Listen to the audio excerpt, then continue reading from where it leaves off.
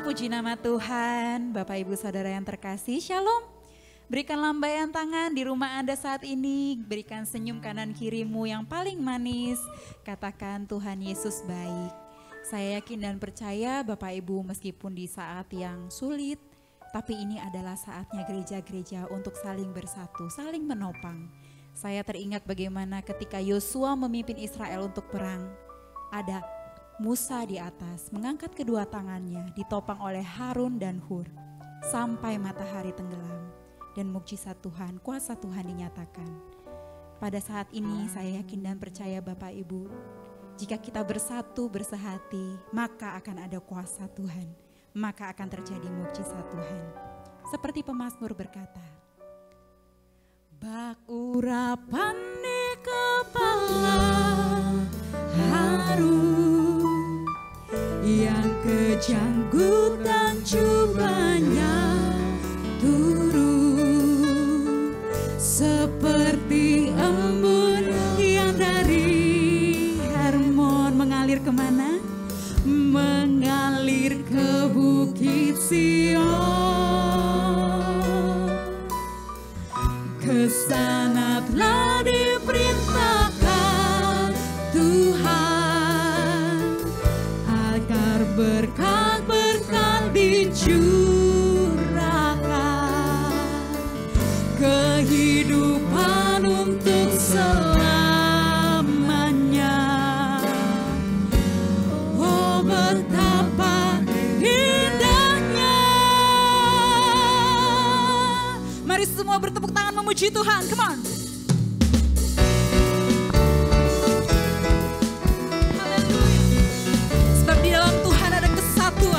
Di dalam Tuhan ada kemenangan. Haleluya. Katakan bersama-sama, oh betapa indahnya dan betapa eloknya bila saudara seiman hidup dalam persatuan.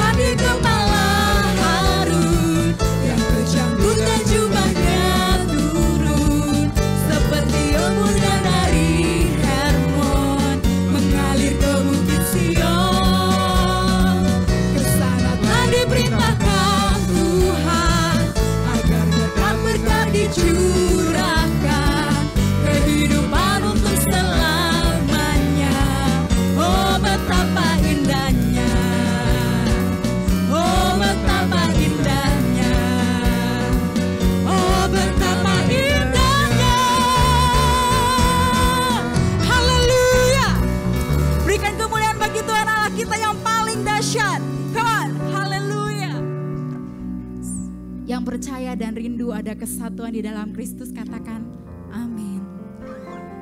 Saya percaya bahwa Tuhan lebih rindu untuk jemaatnya bersatu. Bahkan di Alkitab dikatakan Tuhan berdoa agar jemaatnya menjadi satu. Pagi hari ini mari kita tanggalkan segala ego kita. Kita mau tanggalkan segala keras hati kita.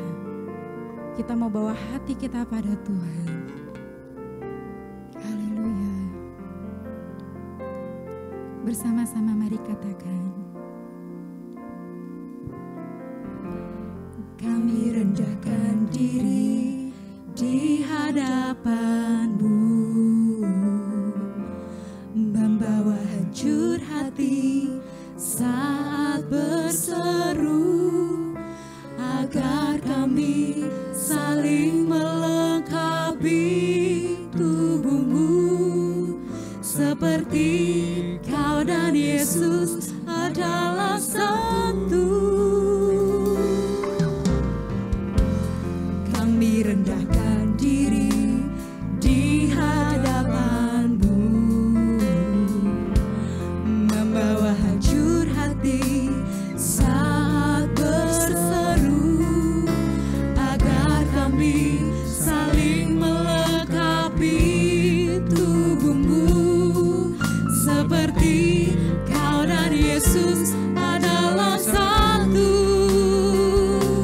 Jadikan kami satu, seperti kerinduan-Mu, agar dunia tahu bukti nyata dari kasih-Mu.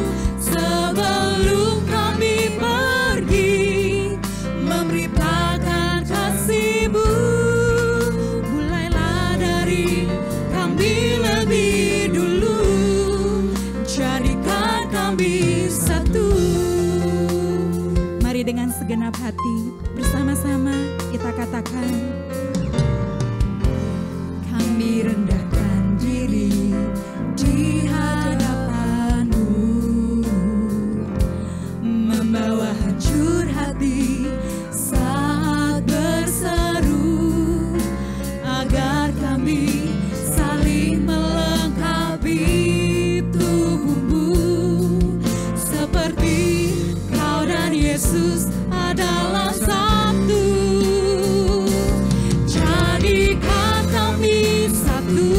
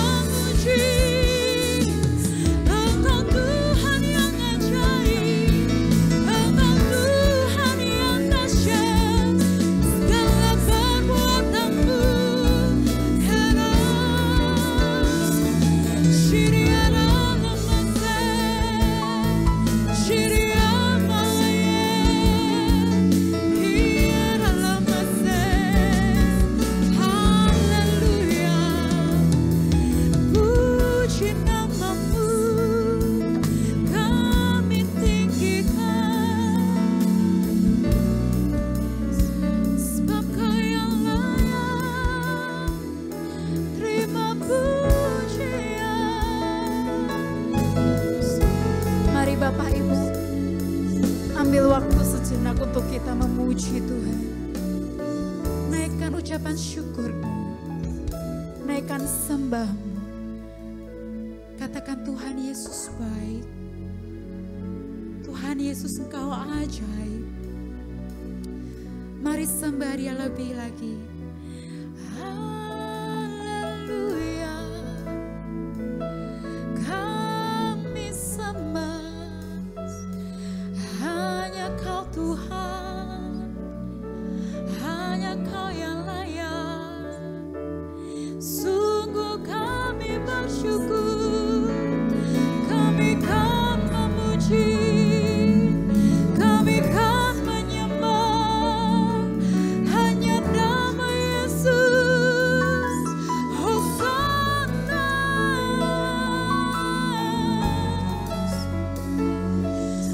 haleluya. Segala pujian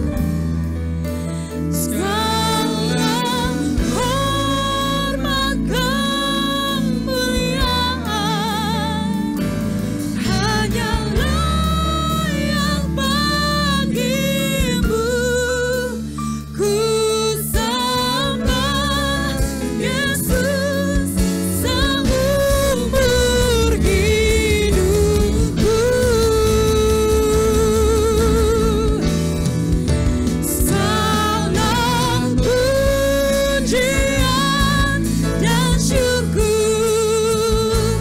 hanya bagimu, Yesus.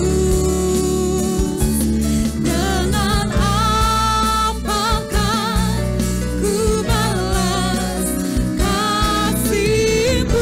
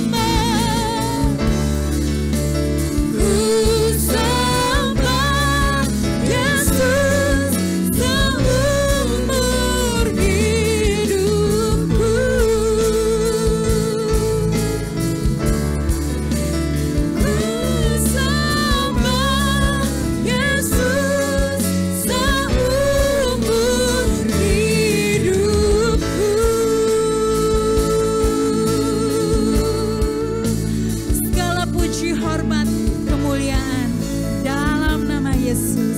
Mari kita semua yang siap mendengarkan firman Tuhan bersama-sama katakan amin. Puji nama Tuhan.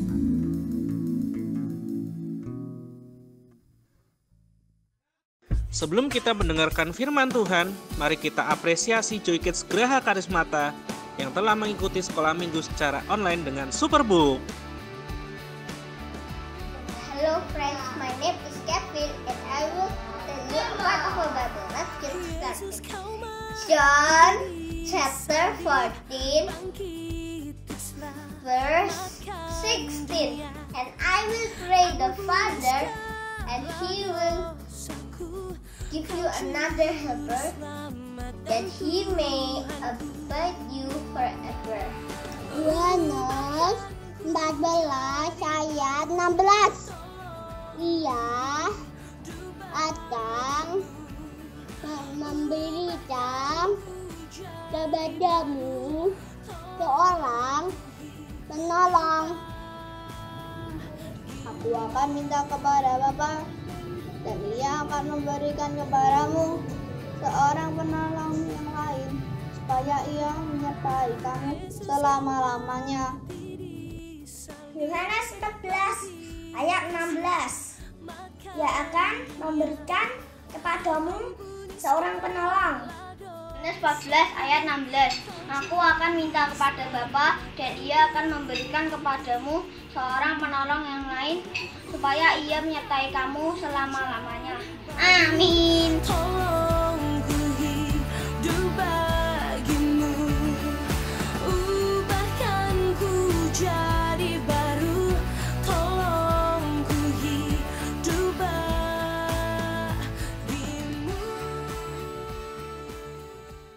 Puji Tuhan, Shalom. Sidang jemaat Tuhan yang kami kasihi dan yang sangat dikasihi oleh Tuhan. Senang kita bisa bertemu kembali melalui streaming ini, ibadah streaming. Doa dan harapan saya untuk Bapak Ibu, saudara-saudara semua dalam keadaan sehat, dalam keadaan terpelihara oleh Tuhan, tubuh, jiwa, dan rohnya. Mari kita akan siapkan hati kita untuk mendengar kembali akan firman Tuhan, supaya kita akan dikuatkan iman kita tetap berpengharapan di dalam Tuhan, dan kita berada di dalam tujuan Tuhan. Mari tundukkan kepala kita masing-masing, datang di hadapan Tuhan, kita berdoa. Bapa kami yang kami cintai, kami datang kembali kepadamu pada pagi hari ini dalam ibadah melalui streaming ini. Tuhan memberkati hati kami yang rindu, hati yang haus dan lapar akan pribadimu, akan hadiratmu. Kami rindu mengalami perjumpaan dengan Tuhan. Kami rindu mengalami jamahan Tuhan. Kami rindu mengalami pertumbuhan di dalam mengenal Engkau. Sebab itu Tuhan, sebagai tubuhmu, sebagai anggota-anggota daripada gereja-Mu di tempat ini. Biarlah kami hidup seturut dengan rencana-Mu. Urapi hamba-Mu, urapi jemaat-jemaat yang sedang mendengarkan firman Tuhan ini di rumah mereka masing-masing. Urapi firman-Mu Tuhan oleh Roh-Mu yang kudus. Di dalam nama-Mu Yesus, Juru Selamat yang kudus, kami berdoa. Amin. Baik Bapak Ibu jemaat Tuhan yang dikasihi Tuhan, siapkan hati kita untuk mendengar firman Tuhan. Dan firman Tuhan pada pagi hari ini akan saya beri judul Gereja Impian. Haleluya. Bapak Ibu yang dikasihi Tuhan, tentu kita semua rindu punya gereja impian atau The Dreamer Church. Saya rasa setiap pribadi orang Kristen rindu ya bahwa gerejanya adalah gereja impian. Nah, bicara mengenai gereja, yang ingin saya sampaikan di sini bukanlah sebuah bangunan. Karena memang gereja itu bukan bangunan. Gereja itu eklesia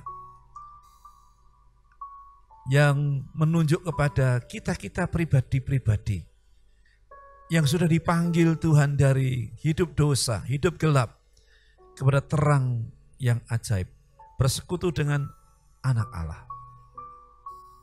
Gereja juga bukan hanya sebuah organisasi, tapi sebuah organisme, sebuah kehidupan. Sebab itu mari kita siapkan pikiran kita sehingga kita dapat mengerti maksud tentang gereja impian itu. Ayat yang mendasari firman Tuhan pada pagi hari ini terambil dalam kitab 1 Korintus pasal 1 ayat 4 hingga 13. Saya akan membacakan demikian firman Tuhan. Aku senantiasa mengucap syukur kepada Allah karena kamu dan kasih karunia Allah yang dianugerahkannya kepada kamu dalam Kristus Yesus. Sebab di dalam Dia kamu telah menjadi kaya dalam segala hal, dalam segala macam perkataan dan segala macam pengetahuan. Ayat selanjutnya, ayat 6.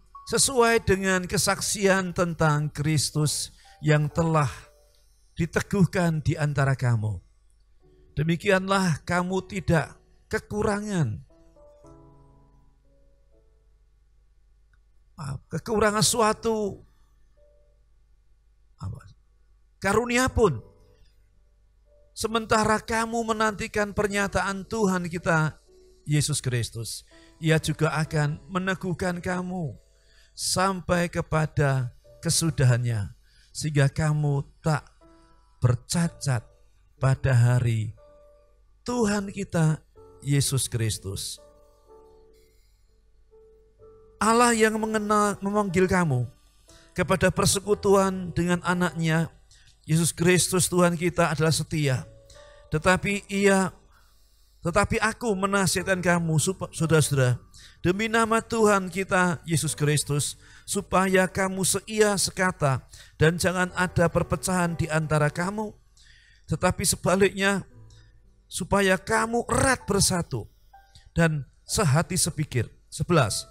Sebab saudara-saudaraku, aku telah diberitahukan oleh orang-orang dari keluarga Klu tentang kamu, bahwa ada perselisihan di antara kamu. Yang kumaksudkan ialah bahwa kamu masing-masing berkata, aku dari golongan Paulus, atau aku dari golongan Apolos, atau aku dari golongan Kefas, atau aku dari golongan Kristus. Ayat yang terakhir 13. Adakah Kristus terbagi-bagi? Adakah Paulus disalibkan karena kamu? Atau adakah kamu dibaptis dalam nama Paulus? Bapak Ibu yang dikasihi Tuhan, inilah gereja yang ada di Korintus, yang dimana kita dapat belajar, sehingga kita dapat menjadi gereja impian yang Tuhan maui. Baik, mari kita belajar bersama-sama tentang gereja impian. Kita lihat mengenai gereja di kota Korintus ini. Yang pertama, di kota Korintus itu gerejanya ada keunggulan. Atau dengan kata lain saya mengatakan keunggulan sebuah gereja Tuhan. Ya. Keunggulan sebuah gereja Tuhan, kembali saudara, jangan berpikir bahwa dengan sebuah gedung tinggi yang megah, dengan bangunan yang menelan dana yang sangat besar, atau juga dekorasinya yang menakjubkan, lighting yang mahal-mahal, kursi yang mahal, tata udara yang sangat mencukupi, yang malah mungkin sangat nyaman, atau juga sound system yang diberi dengan harga yang fantastis. Tapi dengan keadaan seperti ini, sepertinya keadaan pandemi ini di mana kita tidak bisa beribadah secara langsung dalam satu ruangan, semua yang telah diinvestasikan, yang telah ditanamkan untuk pembangunan gereja itu menjadi sepertinya kurang maksimal. Tetapi seperti yang saya sebut tadi, kita akan belajar tentang gereja Tuhan. Gereja dalam arti pribadi dan juga orang-orang yang bersama-sama, yang punya satu maksud dan tujuan, beribadah untuk mencari Tuhan, wajahnya Tuhan. Baik, keunggulan sebuah gereja Tuhan itu dibuktikan bahwa di dalamnya ada jemaat yang adalah orang-orang hebat. Ya, jemaatnya adalah orang hebat, saudara ya. Hebat dalam apa? Mereka berduit, mereka memberi persembahan yang besar? Bukan itu yang saya maksud. Ayat 5 memberitahu bahwa gereja di Korintus itu boleh dikatakan gereja yang extraordinary, yang luar biasa, yang amazing, saudara. Kita lihat ayat 5 memberitahu kepada kita demikian. Sebab di dalam Dia, di dalam Kristus, kamu telah menjadi kaya dalam segala hal, dalam segala macam perkataan, dan segala macam pengetahuan. Wow, ya. Paulus sebagai orang yang mencintai dan terlibat langsung dengan gereja di Korintus. Ia mengenal gereja itu. Ia mengenal orang-orang Kristen yang ada di sana. Dan Paulus mengatakan bahwa jemaat di Korintus itu telah ditebus Kristus dan dikatakan menjadi kaya dalam segala hal. Saudara, ini kan luar biasa ya. Kalau ada orang kaya dalam satu area atau satu bagian yang tertentu, tetapi tidak dengan jemaat yang ada di kota Korintus. Dikatakan oleh surat Paulus ini bahwa orang di Korintus, jemaat yang di Korintus itu kaya di dalam segala hal. Dan Paulus lebih menekankan lagi dalam segala halnya, dalam segala macam perkataan dan segala macam pengetahuan. Wow, ya. Ini luar biasa, saudara ya. Dalam hal, karena di kota Korintus itu kota yang besar pada waktu itu, menjadi tempat orang-orang pandai berada. Banyak orang filosof yang ada di kota Korintus, teolog-teolog yang ada di kota Korintus, ahli-ahli orator yang ada di kota Korintus.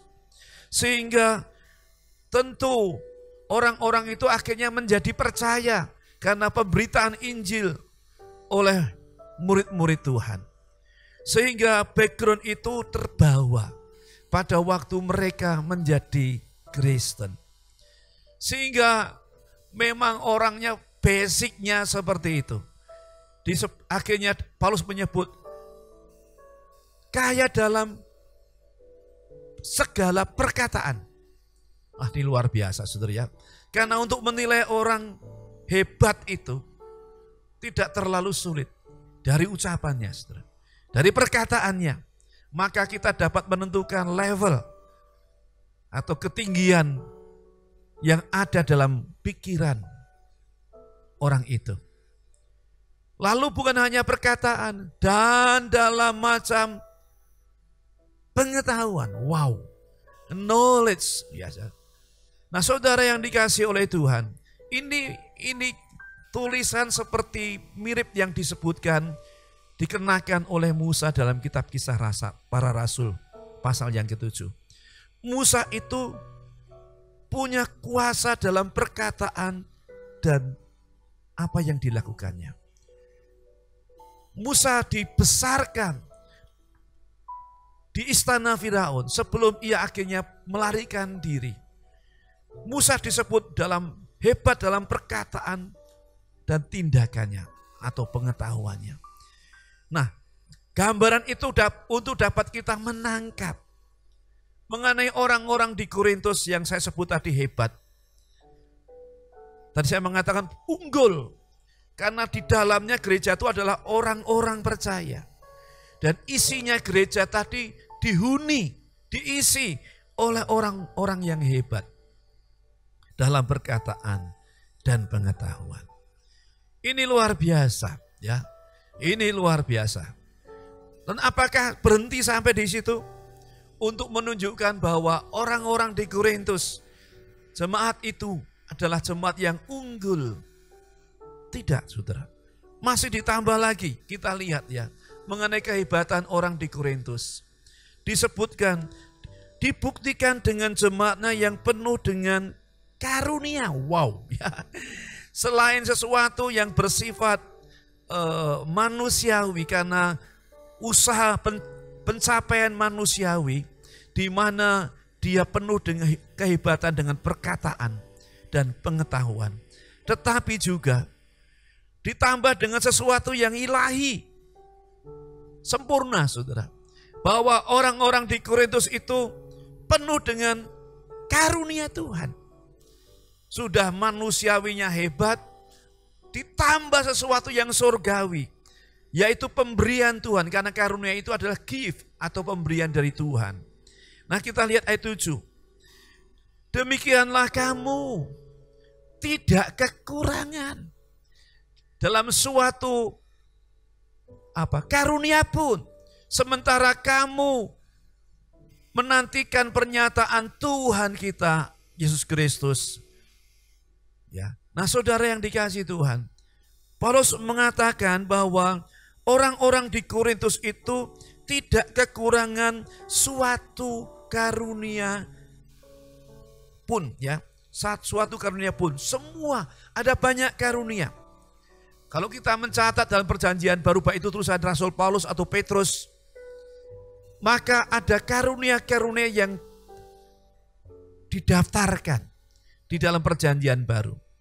Dan orang menyebutkan ada kurang lebih, ya ada berbagai pendapat, 28 karunia. Kalau saya katakan ada 28 karunia, maka di jemaat di kota Korintus itu tidak kekurangan suatu karunia pun. Lengkap, saudara. Ada yang bisa bernubuat. Ada yang bisa menafsirkan bahasa roh. Ada yang membuat mujizat. Ada yang menerima marifat. Dan macam-macam, saudara ya. Wah, ini kalau kita menggunakan imajinasi kita, betapa hebatnya itu. Gereja itu begitu excellent. Gereja itu begitu luar biasa. Nah, maka dapat kita boleh mengatakan ini seperti tanda kutip impian. Gereja yang impian yang diinginkan oleh orang-orang. Karena banyak orang Kristen ingin beribadah dalam sebuah gereja di mana ada hadirat Tuhan, di mana ada lawatan Tuhan, di mana ada kuasa Tuhan diberikan. Dan di dalamnya ada orang-orang cendekiawan, cerdik pandai, saudara. Wah, kita seperti mengatakan perfect. Tidak ada kekurangan satupun yang ada di kota Korintus jemaatnya. Wow, kita ingin seperti itu. Nah, saudara, tetapi gereja yang hebat itu tentu menakutkan bagi musuh gereja. Siapa? Iblis. Setan sangat tidak menyukai kalau muncul gereja yang hebat. Gereja yang wow, powerful. Gereja yang memuliakan nama Tuhan. Di mana banyak orang bertobat datang kepada Kristus. Ya karena firman Tuhan disampaikan dengan cara yang luar biasa. Baik dalam kelompok besar maupun yang kecil. Lalu di dalamnya ada karunia-karunia Tuhan yang dinyatakan. Saya pikir, waduh saya ingin berada di sana saudara. Saya ingin menikmati khotbah yang baik. Bukan hanya khotbah yang baik saudara. Yang karena knowledge. Tetapi ada urapan, ada kuasa, ada hadirat Tuhan. Ada mujizat Tuhan. Saya mau saudara. Nah, tetapi tadi bahwa setan itu adalah musuh gereja. Gereja adalah lembaga yang ilahi yang didirikan oleh Yesus Kristus. Dalam Injil Matius disebutkan, I will build my church. Jadi Tuhanlah yang mendirikan gerejanya, jemaatnya. Nah, kalau itu adalah produk yang surgawi, yang ilahi, yang Tuhan adalah pembuatnya, maka setan tidak tinggal diam. Maka setan akan mencoba mencari kesempatan untuk memporak-porandakan gereja itu. Dan apa yang dialami oleh jemaat di Korintus? Ancaman bagi gereja Tuhan. Ya, kalau kita sedang mengejar sesuatu dan mendapatkan mengenai hal pelayanan dalam gereja, pasti saudara, setan mencari kesempatan. Apa saja diperbuat oleh setan agar gereja itu mandek, agar gereja itu stagnan, agar gereja itu split atau pecah. Nah, apa yang menjadi ancaman yang dapat kita pelajari dari jemaat yang ada di Korintus yang saya katakan excellent tadi, yang dikatakan ya gereja impian tadi. Nah, apa yang dialami oleh orang di Korintus ini? Yang pertama adalah bila di dalamnya ada benih perpecahan. Haleluya. Saudara, inilah cara setan. Setan tahu itu kekuatan, the power of unity atau POU. Kalau Anda dan saya atau kita secara korporat dalam gereja lokal ini bersatu, saudara, maka itu membuat setan gemetar. Setan takut luar biasa. Karena kita atau dunia juga sudah mengakui mengenai power of unity. Kekuatan dari sebuah persatuan. Dan jemaat yang ada di kota Korintus itu adalah ancaman bagi setan. Maka setan yang disebut oleh firman Tuhan sebagai musuh kita, yang tidak pernah berhenti untuk menjadi lawan kita. Siang dan malam, ia mencari celah, mencari akses untuk dapat menghancurkan gereja.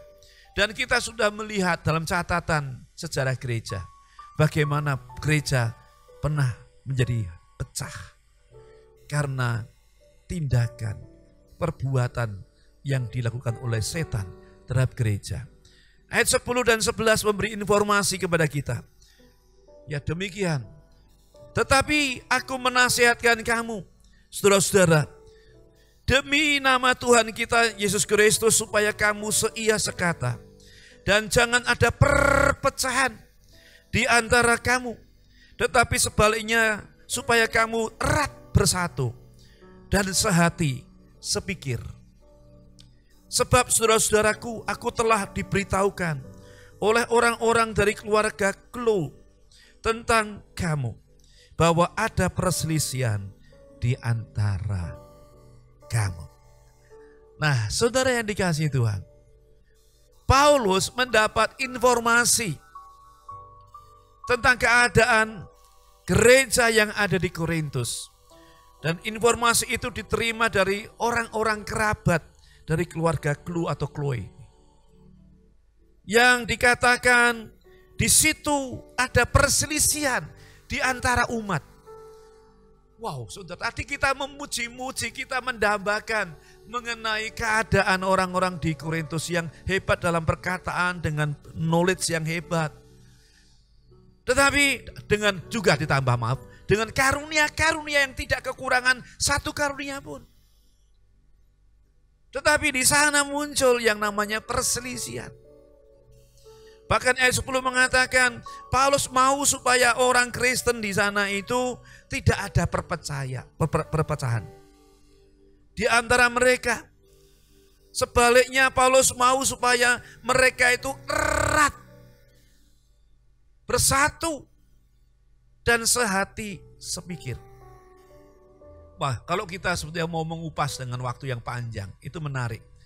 Apa yang dimau oleh Paulus mengenai keadaan gereja, sebuah gereja, yaitu jauh dari perpecahan. Tetapi tadi, sebaliknya supaya mereka itu erat. Binding together, diikat bersama. Tidak ada sesuatu yang memisahkan dua bagian benda ini.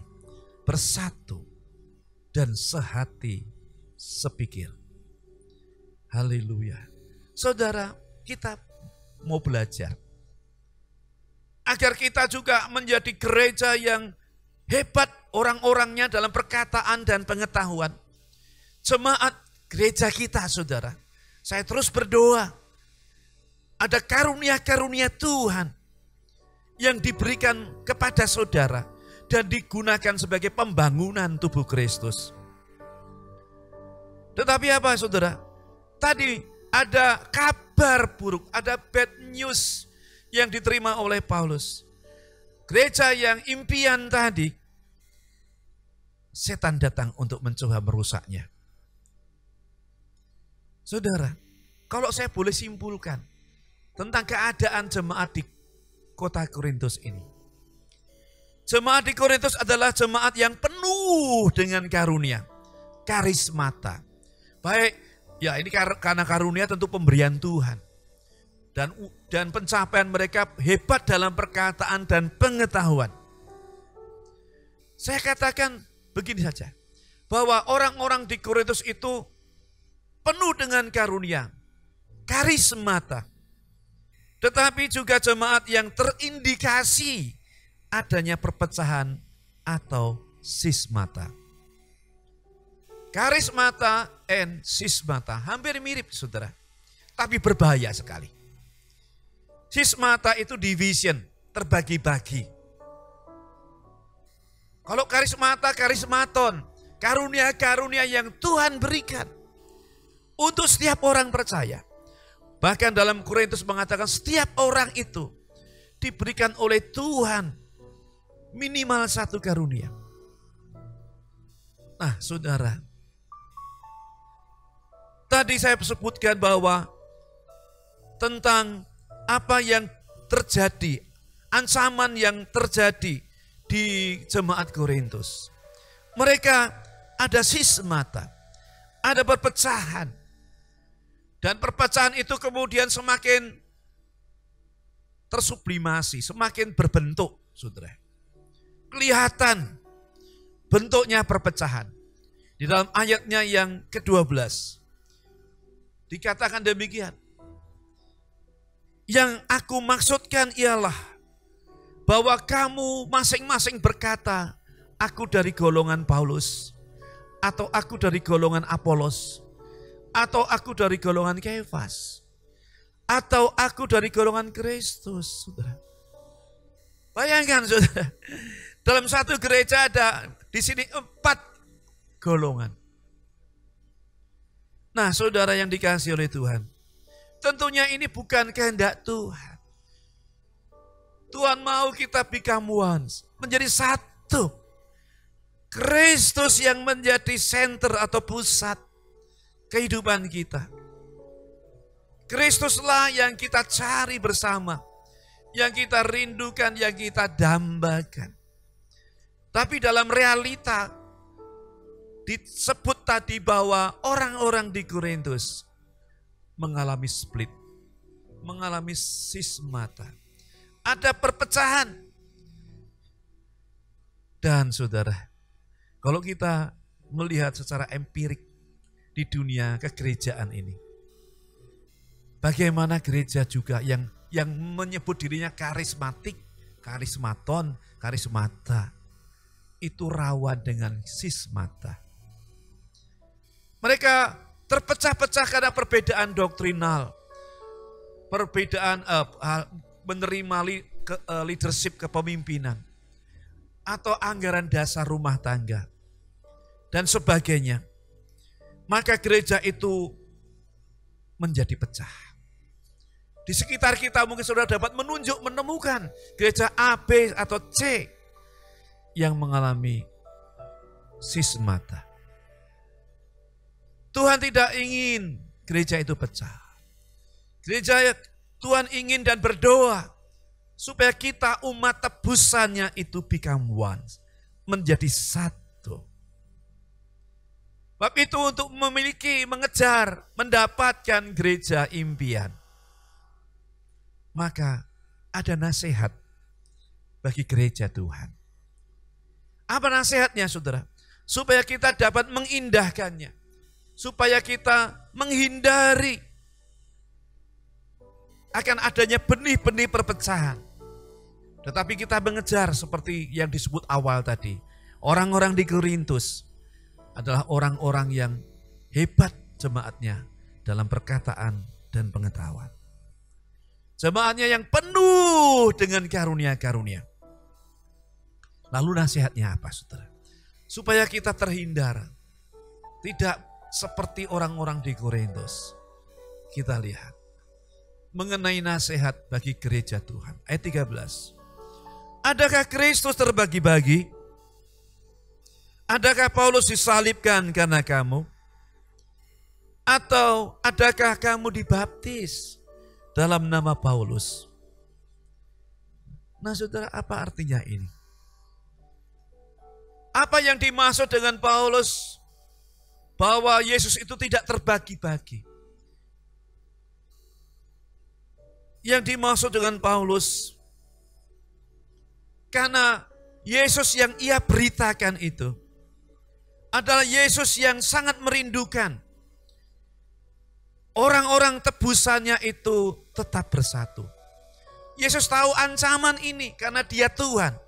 Dalam pikirannya Yesus yang adalah Tuhan, pikiran masa lampau, masa kini, dan masa depan itu ada dalam satu waktu. Ia maha tahu, omniscient. Dia adalah Tuhan, ia tahu tentang keadaan gereja ke depan, tentang strategi yang dibuat oleh setan, yaitu untuk mendivide, untuk memecah-mecah gereja. Nah, Paulus ingin mereka mengenal Yesus yang adalah tidak terbagi-bagi. Karena Yesus ingin gereja itu bersatu. Kita lihat dalam tulisan Tuhan Yesus, ucapan Tuhan Yesus.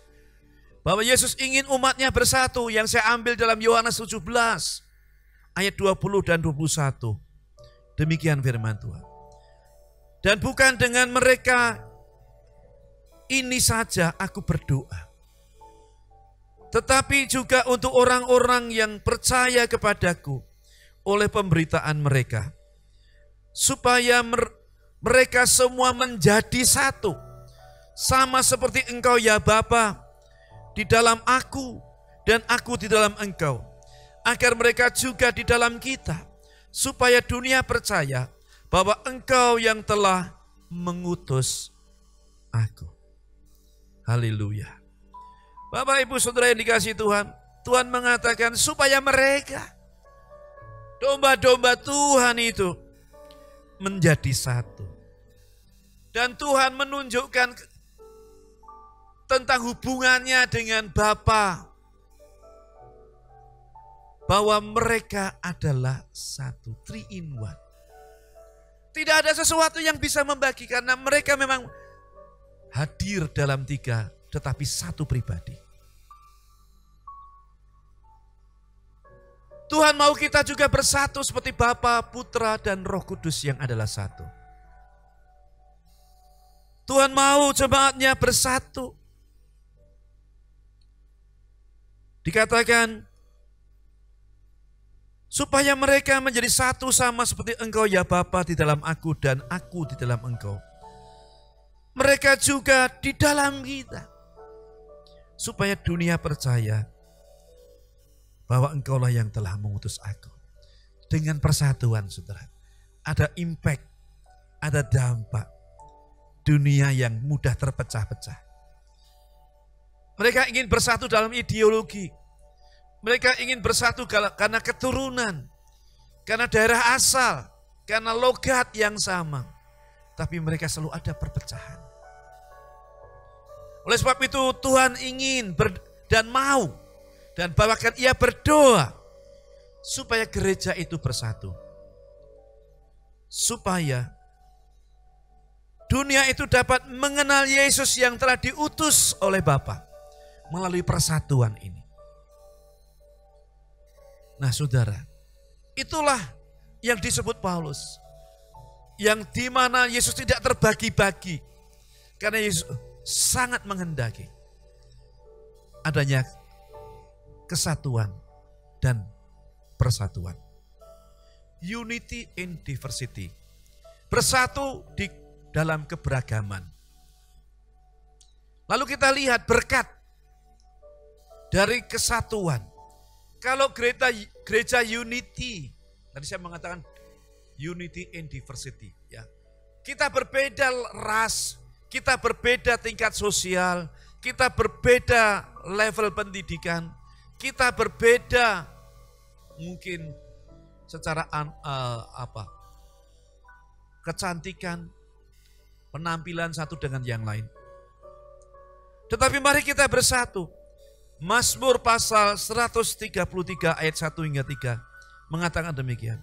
Nyanyian ziarah Daud, sungguh alangkah baiknya dan indahnya apabila saudara-saudara diam bersama dengan rukun. Seperti minyak yang baik di atas kepala meleleh ke janggut, yang meleleh ke janggut Harun dan ke leher jubahnya. Seperti embun gunung Hermon yang turun ke atas gunung-gunung Sion. Demikianlah, sebab kesanalah Tuhan memerintahkan berkat kehidupan untuk selama-lamanya. Pemazmur jauh-jauh hari sudah memberitahu mengenai rahasia dan berkat untuk adanya kesatuan. Bahwa ada berkat yang dicurahkan, yang diperintahkan Tuhan untuk turun ke atas orang yang bersatu, umat yang bersatu. Daud menggambarkan seperti embun. Embun itu sebetulnya bahasa puisi. Salju. Karena di Israel itu satu-satunya ada salju di Gunung Hermon. Meleleh, mengalir. Kemarin saya khotbah, di Israel tidak ada sungai besar. Seperti Mesir punya Nil dan Syria punya Efrat. Tetapi ya Syria dan negara sekitarnya itu dialiri sungai Efrat. Saudara, di Babel ya. Kita lihat bagaimana firman Tuhan mengatakan seperti embun, seperti salju yang meleleh. Sampai ditampung di sungai Yordan. Digunakan untuk pertanian. Nah, Bapak Ibu yang dikasihi Tuhan, itulah berkat. Berkat adanya kesatuan. Mari kita usahakan sekuat-kuatnya. Dengan cara kita merendahkan diri di hadapan Tuhan dan menganggap yang lain lebih utama. Kalau tadi saya mengatakan, mengutip mengenai apa yang Daud katakan berkat mengenai persatuan tadi. Ada berkat yang spesial, ada berkat yang luar biasa pada waktu kita bersatu. Nah sekarang perintah untuk hidup bersatu atau rukun. Roma ayat yang terakhir. Roma pasal 5 ayat 5 dan 6. Semoga Allah yang adalah sumber ketekunan dan penghiburan mengkaruniakan kerukunan kepada kamu sesuai dengan kehendak Kristus Yesus. Sehingga dengan satu hati dan satu suara kamu memuliakan Allah dan Bapa Tuhan kita Yesus Kristus. Saya menggarisbawahi kata kerukunan. Semoga Allah sumber ketekunan dan penghiburan memberikan kerukunan kepada kamu sesuai dengan kehendak Kristus. Jadi persatuan kerukunan itu adalah kehendak Tuhan. Banyak orang suka menanyakan apakah itu kehendak Tuhan dan bagaimana mengerti kehendak Tuhan. Tapi pada pagi ini Bapak Ibu dapat menangkap bahwa kerukunan di antara kita itu adalah kehendak Tuhan. The will of God. Nah, saya senang untuk memperdalam firman Tuhan ini dengan membandingkan terjemahan yang lain. Dari NIV. Saya membacakan, my God, who gives endurance and encouragement, gave you same attitude of mind towards each other that Christ Jesus had. Yang artinya begini, kiranya Tuhan memberikan kekuatan, ketekunan. Ya, endurance sering diterjemahkan kata ketekunan. And encouragement itu keberanian, dorongan. Memberikan dorongan, give you, diberikan kepada kamu the same attitude of mind. Kata kerukunan itu dalam NIV dipakai kata same attitude of mind. Yang artinya adalah sama sikapnya dari pikirannya. Sama sikap pikiran. Kalau pikiran kita sama, sehati satu dengan yang lain, saudara. Wow, wonderful. Ini luar biasa. Jadi mari kita membawa pikiran kita dengan sikap yang sama di dalam jemaat Tuhan. Sehingga dikatakan oleh firman Tuhan kepada setiap satu dengan yang lain. Ya, untuk memuliakan Tuhan, kata firman Tuhan, that Christ Jesus had. Terjemahan yang lain, MCI mengatakan, now the God of patience and of comfort grant you to think in harmony with each other in Jesus Christ. Haleluya. Kata kerukunan oleh MCI ini ditulis dengan kata to think in harmony with each other. Jadi kita untuk berpikir dalam harmoni satu dengan yang lain, saudara. Ya, jasib, tidak ada perpecahan, tidak ada pertengkaran, tidak ada gosip, tidak ada fitnah. Satu dengan yang lain. Harmoni. Think in harmony. Harmoni itu kalau kita main musik. Satu A, satu G. Tidak benar, saudara. Suaranya tidak enak. Lebih baik nggak dengar. Karena itu sangat menyakitkan di telinga. Tetapi kalau musik itu ada sebuah simfoni. Mereka telah berlatih. Siapa yang lebih dominan, siapa yang lebih memelankan. Ada sebuah harmoni yang indah. Demikian gereja. Gereja impian. Haleluya. Gereja impian adalah gereja yang solid. Yang tidak terpecah-pecah. Yang rukun. Yang dikatakan to think in harmony with each other. Dikatakan ya same attitude of mind. Haleluya. Saudara yang dikasihi Tuhan. Ini bukan soal bangunan. Ini soal kita, saudara. Mari kita bersatu.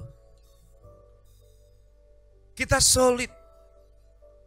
Walaupun dalam keberagaman, berbeda satu dengan yang lain. Dan mari kita bersatu dalam mengemban amanat agung Tuhan. Saya yakin kalau ada tangkap firman Tuhan, pada pagi ini engkau lakukan firman Tuhan, engkau akan mengalami berkat-berkat Tuhan. Baik engkau secara personal maupun secara korporat kita dalam gereja. Berkat Tuhan diperintahkannya untuk turun kepada kita. Kiranya Tuhan memberkati saya dan saudara yang mau hidup sesuai dengan kehendak Tuhan, agar kita dalam kesatuan. Tuhan memberkati. Mari kita renungkan firman Tuhan. Haleluya. Minta ampun kalau selama ini kita belum same attitude of mind dengan satu yang lain. Atau kita belum to think in harmony with each other. Kita merasa hebat dan yang lain tidak hebat atau kurang. Kita merasa berhasil lalu kita meninggikan diri. Firman Tuhan mengatakan adalah kita saling memberi hormat lebih dahulu. Haleluya. Mari kita datang, minta saudara, minta. Ini bukan soal sesuatu yang bersifat fisik, gedung, no. Ini bersifat hubungan jemaat satu dengan yang lain. Kita yang adalah anggota tubuh Kristus, mari kita bersatu. Saya dan saudara tidak ada apa-apanya. Kita semua di hadapan Tuhan sama. Gak ada yang dapat kita banggakan di hadapan Tuhan. Kekayaan kita ini tidak ada apa-apanya di hadapan Tuhan. Kehebatan kita pun tidak ada apa-apanya di hadapan Tuhan. Mari datang di hadapan Tuhan. Jangan lalukan kesempatan kita yang terbatas ini. Mari kita di keluarga. Mari saudara ambil waktu berlutut di hadapan Tuhan. Haleluya, haleluya. Sikiara lama ya. Kirapanatu sandara barabanatu. Kita noro sidiara paganayo. Ki kursiara lama. Haleluya. Satukan kami satu dalam kuasa-Mu, sebab kami bersaudara.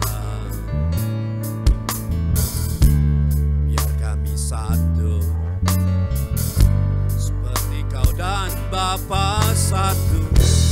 Dunia lihat Kau dalam kami. Jadikan kami sehati sepikir. Biar kehendak-Mu jadi untuk menyatakan rahmat-Mu. Jadikan kami satu.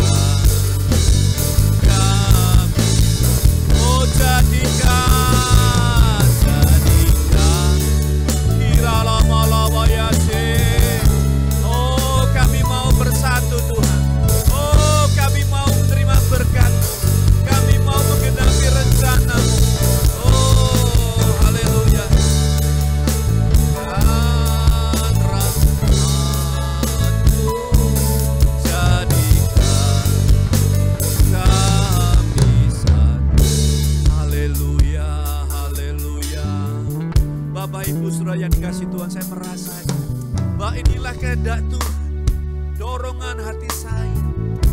Saya waktu menyampaikan ini ada sukacita yang besar. Karena betapa indahnya kalau kita punya gereja impian. Gereja yang di dalamnya ada orang-orang yang hebat. Bukan hebat secara manusiawi, tapi hebat juga karena ada karunia-karunia Tuhan. Dan kita sudah belajar di jemaat di Korintus tentang strategi setan untuk divided, untuk membagi-bagi, untuk memecah-mecah. Kita tolak itu dalam nama Yesus. Mari kita merendahkan diri. Cara kita bersatu kalau kita saling merendahkan diri. Haleluya. Mari kita berdoa. Sekali lagi nyanyikan, lalu saya akan berdoa. Saya akan berdoa. Mari kita minta persatuan. Berdoa buat gereja ini. Berdoa buat kita. Berdamai dengan diri kita. Berdamai dengan orang lain. Oh, katakan, jadikan kami sehati sepikir. Biar kehendak-Mu jadi untuk menyatakan rahmat-Mu. Jadikan kami satu. Bapa kami yang baik, terima kasih buat kebenaran firman-Mu. Kami rindu, kami punya gereja impian. Tuhan, kami rindu bahwa di dalam gereja-Mu ada kesatuan, ada unity. Hancurkan kerajaan kegelapan, menjangkau jiwa-jiwa bagi Tuhan. Karena kami telah menjadi teladan untuk membuktikan bahwa kami dipersatukan karena kami adalah anggota tubuh Kristus. Sekarang Tuhan, menjamah setiap pribadi. Menjamah setiap pribadi. Setelah firman Tuhan ini kami bentangkan, kami mau hidupi tentang unity, tentang kesatuan itu. Berkati, kami mau terus bersatu. Di dalam nama Yesus, Tuhan ikat kami dengan tali kasih-Mu. Terpujilah nama-Mu. Kami berdoa di dalam nama Tuhan Yesus. Amin. Haleluya. Bapak Ibu yang dikasihi oleh Tuhan, minggu ini adalah minggu pertama di bulan Juni, bulan Juni. Maka kita akan menjalankan perjamuan Tuhan. Bapak Ibu sudah menerima unsur perjamuan Tuhan yang dibagikan melalui kelompok sel saudara masing-masing.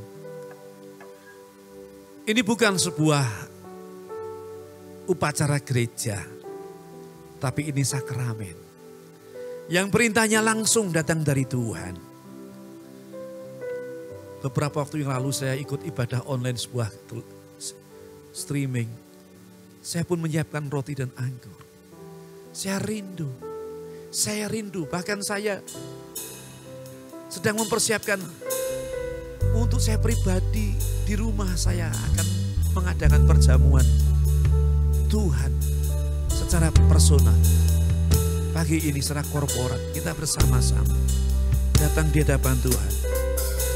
Kita akan berdoa untuk perjamuan Tuhan ini. Pegang roti ini, pegang anggur ini.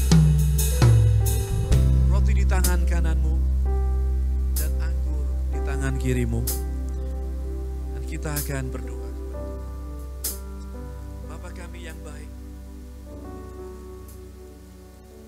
kami datang kepadamu dan di hadapan kami, di tangan kami ada roti dan anggur. Tuhan berkati unsur perjamuan ini, tubuh dan darah-Mu, supaya waktu kami memakannya, bahwa kami sedang menerima perjamuan yang Tuhan berikan. Perintah yang dari Tuhan. Haleluya.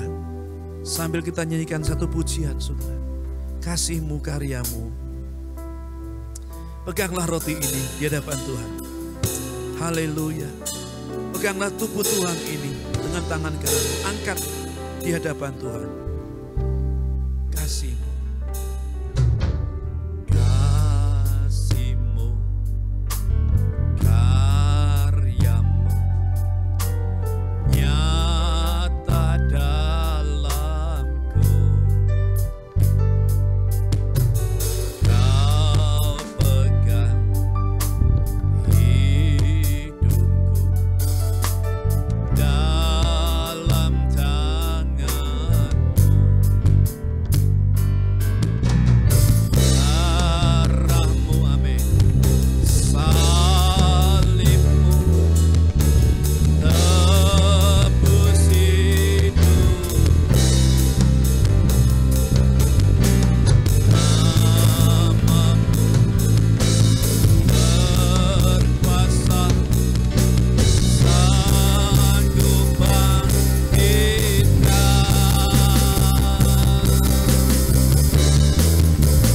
Harapanku di dalam-Mu, hanya Kau Yesus kuatku. Ku percaya Tuhan mendalamku, tak pernah gagal rencana-Mu. Kaki jalanku, kuasa-Mu sempurna. Pengharapanku takkan hilang, masa depanku Kau sediakan. Tak pernah gagal rencana-Mu. Kaki jalanku, kuasa-Mu sempurna. Pengharapanku takkan hilang, masa depanku dalam-Mu. Bapak Ibu yang dikasihi Tuhan, peganglah roti ini dengan tangan kananmu dan diangkat di hadapan Tuhan. Dengarkanlah apa yang dikatakan firman Tuhan, sebab apa yang telah kuteruskan kepadamu telah kuterima dari Tuhan, yaitu bahwa Tuhan Yesus pada malam waktu Ia diserahkan, Ia mengambil roti dan sesudah itu Ia memecahkannya, serta berkata, inilah tubuhku yang diserahkan bagi kamu. Perbuatlah ini menjadi peringatan akan aku. Makanlah, makanlah di dalam nama Tuhan Yesus Kristus.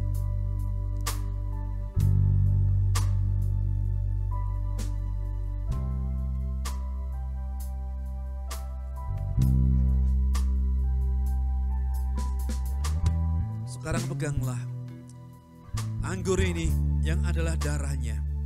Darah Yesus Kristus yang dicurahkan di Kalvari. Dengarkanlah apa yang dikatakan firman Tuhan. Demikian juga Yesus mengambil cawan sesudah makan, lalu berkata, cawan ini adalah perjanjian baru yang dimeteraikan oleh darahku.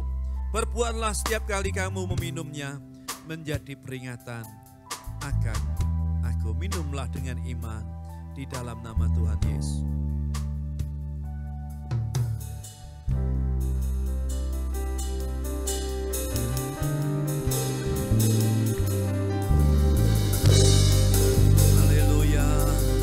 Haleluya, terima kasih. Terima kasih Tuhan buat tubuh dan darah-Mu. Terima kasih buat pengampunan-Mu. Terima kasih buat anugerah-Mu. Terima kasih buat tebusan dosa yang telah ditebus di salib. Terima kasih buat kesembuhan, karena Tuhan bilur-bilur-Mu menyembuhkan sakit dan kelemahan kami. Disembuhkan, disembuhkan, disembuhkan. Kami terima mujizat, kami terima mujizat Tuhan. Oh terima kasih Tuhan.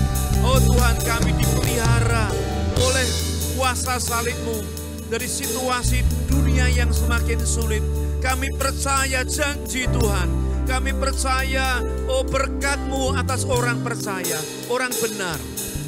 Berkati rumah tangga kami, berkati masa depan kami. Kau tidak pernah gagal untuk kami. Terima kasih Tuhan. Meteraikan tubuh dan darah-Mu yang telah bersekutu dengan tubuh kami. Kami hidup di dalam Engkau, tersembunyi di dalam Engkau. Haleluya, haleluya, haleluya. Harapanku, haleluya.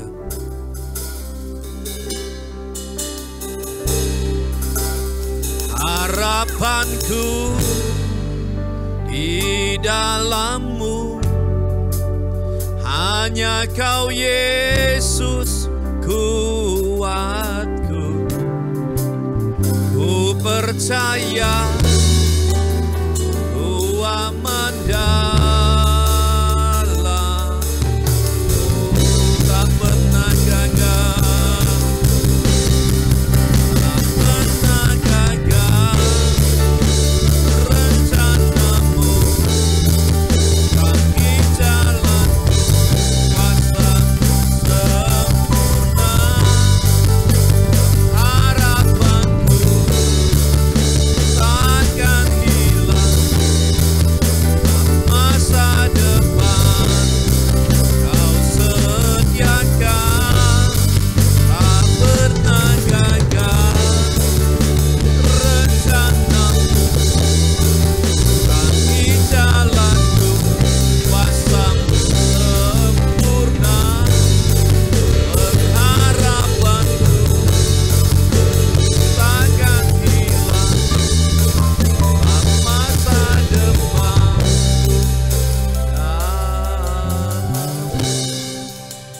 Amin. Baik, Bapak Ibu yang dikasihi oleh Tuhan, sebelum kita menyelesaikan ibadah kita pada minggu ini, ada beberapa pengumuman bahwa ada kabar gembira dan kita doakan terus ada kelonggaran untuk rumah ibadah agar kita bisa beribadah bersama-sama walaupun harus mengikuti protokol kesehatan. Tentu ada pembagian dan kita sudah biasa kebaktian 2 kali. Dari jam 7 kemudian dilanjutkan setengah 10. Mungkin kita bisa berbagi jam ibadah sehingga kita akan mengatur jarak tempat duduk ya. Sehingga kita memenuhi persyaratan protokol kesehatan yang ditetapkan oleh pemerintah. Berdoalah untuk ini supaya Tuhan memberkati kita. Selanjutnya adalah kita yang ingin menjadi seperti Yesus. Maka kita akan melanjutkan terus pemuritan. Pemuritan adalah model, adalah ajaran yang diberikan Yesus kepada kita semua. Sangat rugi kalau kita tidak ada dalam pemuritan. Jadi kita akan tetap dalam pemuritan kalau sudah mulai rindu. Karena sudah hanya Kristen biasa ya. Tidak jadi murid, sangat rugi. Ada sesuatu yang besar, rahasia besar menjadi murid Tuhan. Baik, jadi pemuritan berjalan seperti biasanya.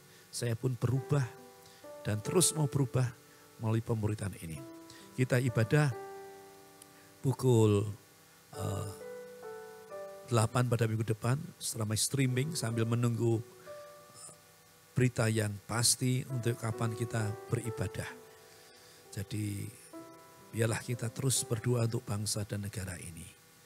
Begitu pengumumannya, kita juga ingin berbagi berkat untuk gereja-gereja yang di desa kembali agar kita dapat menolong mereka yang mengalami kesulitan secara ekonomi ya dengan mensuplai kebutuhan pokok. Baik, mari kita berdoa bersama-sama. Kami sudah menyelesaikan ibadah ini. Ya Tuhan, Engkau memberkati kami yang beribadah di rumah bersama anak, istri, suami, dan keluarga besar. Kiranya berkat-Mu tidak terlewatkan atas kami yang percaya dan berharap dengan Tuhan. Peliharakan kami sebagai domba-domba-Mu Tuhan.